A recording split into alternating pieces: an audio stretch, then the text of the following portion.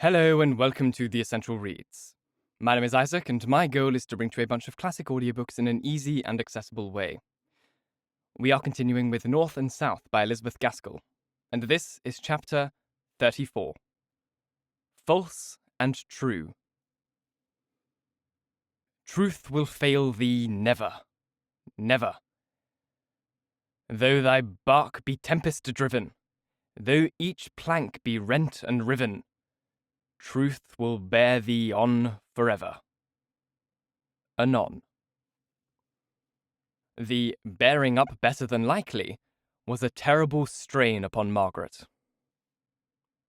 Sometimes she thought she must give way and cry out with pain as the sudden, sharp thought came across her, even during her apparently cheerful conversations with her father, that she had no longer a mother. About Frederick, too, there was a great uneasiness. The Sunday post intervened and interfered with their London letters. And on Tuesday, Margaret was surprised and disheartened to find that there was still no letter. She was quite in the dark to all his plans, and her father was miserable at all this uncertainty. It broke in upon his lately acquired habit of sitting still in one easy chair for half a day together. He kept pacing up and down the room, then out of it, and she heard him upon the landing, opening and shutting the bedroom doors, without any apparent object. She tried to tranquilize him by reading aloud, but it was evident he could not listen for long together. How thankful she was then that she had kept to herself the additional cause for anxiety produced by their encounter with Leonards. She was thankful to hear Mr. Thornton announced. His visit would force her father's thoughts into another channel. He came straight up to her father, whose hands he took and wrung without a word, holding them in his for a minute or two, during which time his face, his eyes, his look told of more sympathy than he could put into words. Then he turned to Margaret. Not better than likely did she look. Her stately beauty was dimmed with much watching and many tears. The expression on her countenance was of gentle, patient sadness, nay, of positive suffering. He had not meant to greet her otherwise than with his late-studied coldness of demeanour, but he could not help going up to her, as she stood a little aside, rendered timid by the uncertainty of his manner of late, and saying the few necessary commonplace words in so tender a voice that her eyes filled with tears, and she turned away to hide her emotion.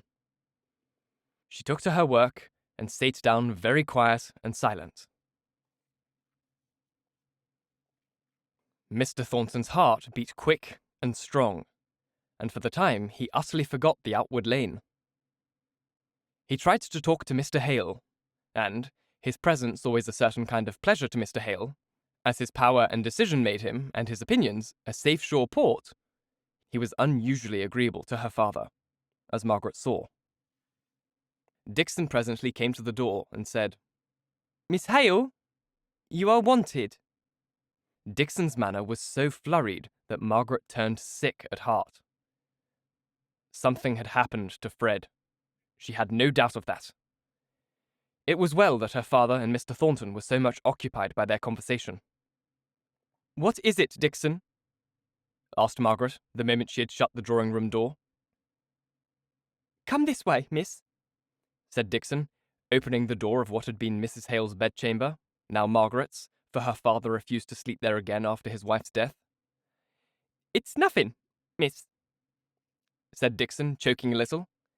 "Only a police inspector. He wants to see you, miss. But I dare say it's about nothing at all." "Did he name?" asked Margaret, almost inaudibly. "No, miss. He named nothing. He only asked if you live here, and if he could speak to you. Martha went to the door and let him in. She has shown him into Master's study. I went to him myself to try and see what would do. But no. It's you, miss, he wants." Margaret did not speak again till her hand was on the lock of the study door. Here she turned round and said, "Take care Papa does not come down. Mr. Thornton is with him now." The inspector was almost daunted by the haughtiness of her manner as she entered. There was something of indignation expressed in her countenance, but so kept down and controlled that it gave her a superb air of disdain. There was no surprise, no curiosity. She stood awaiting the opening of his business there. Not a question did he ask. "I beg your pardon, ma'am, but my duty obliged me to ask you a few plain questions. A man has died at the infirmary in consequence of a fall received at Outwood Station between the hours of 5 and 6 on Thursday evening, the 26th instant. At the time, the fall did not seem of much consequence, but it was rendered fatal, the doctors say, by the presence of some internal complaint and the man's own habit of drinking." The large eyes, gazing into the inspector's face, dilated a little. Otherwise, there was no motion perceptible to his experienced observation. Her lips swelled out into a richer curve than ordinary, owing to the enforced tension of the muscles. But he did not know what was their usual appearance, so as to recognize the unwanted sullen defiance of the firm, sweeping lines. She never blanched or trembled. She fixed him with an eye. Now, as he paused before going on, she said, almost as if she would encourage him in telling his tale, "Well, go on." "It is supposed that an inquest will have to be held. There is some slight evidence to prove that the blow, or push, or scuffle that caused the fall was provoked by this poor fellow's half-tipsy impertinence to a young lady, walking with the man who pushed the deceased over the edge of the platform. This much was observed by someone on the platform, who, however, thought no more of the matter, as the blow seemed of slight consequence. There is also some reason to identify the lady with yourself, in which case—" "I was not there," said Margaret, still keeping her expressionless eyes fixed on his face, with the unconscious look of a sleepwalker. The inspector bowed, but did not speak.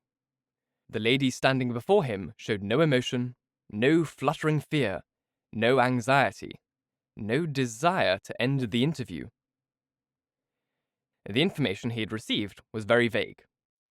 One of the porters, rushing out to be in readiness for the train, had seen a scuffle at the other end of the platform between Leonard's and a gentleman accompanied by a lady, but heard no noise. And before the train had got to its full speed after starting, he had been almost knocked down by the headlong run of the enraged, half-intoxicated Leonards, swearing and cursing awfully. He had thought no more about it till his evidence was routed out by the inspector, who, on making some further inquiry at the railroad station, had heard from the station master that a young lady and a gentleman had been there about that hour. The lady, remarkably handsome, and said, by some grocer's assistant present at the time, to be a Miss Hale living at Crampton, whose family dealt at his shop.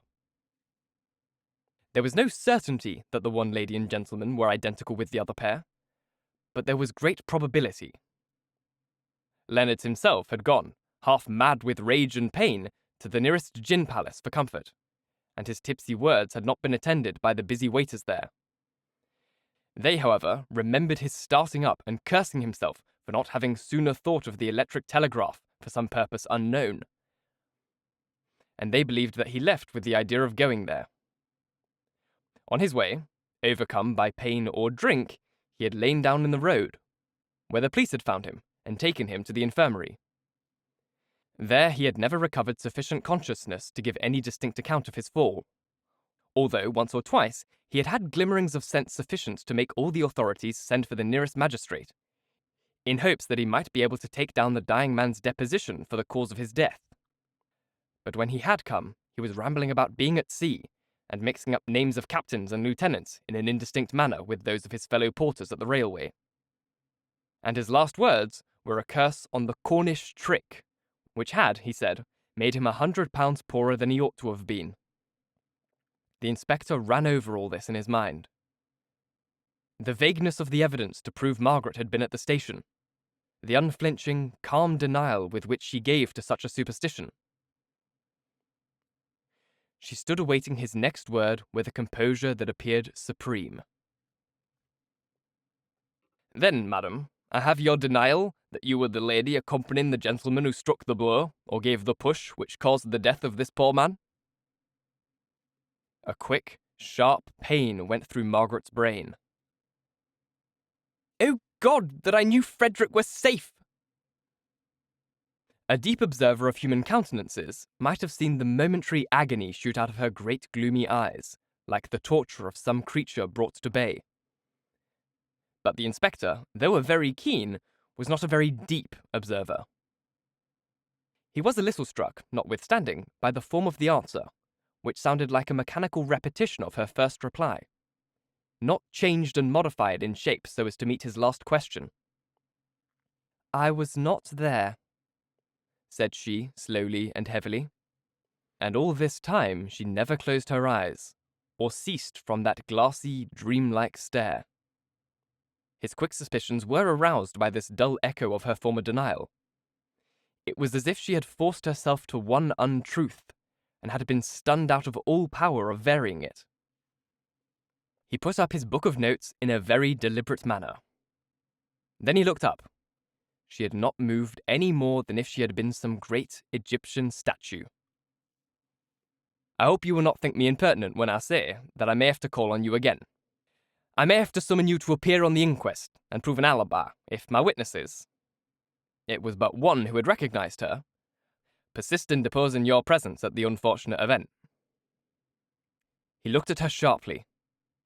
She was still perfectly quiet, no change of colour, or darker shadow of guilt on her proud face.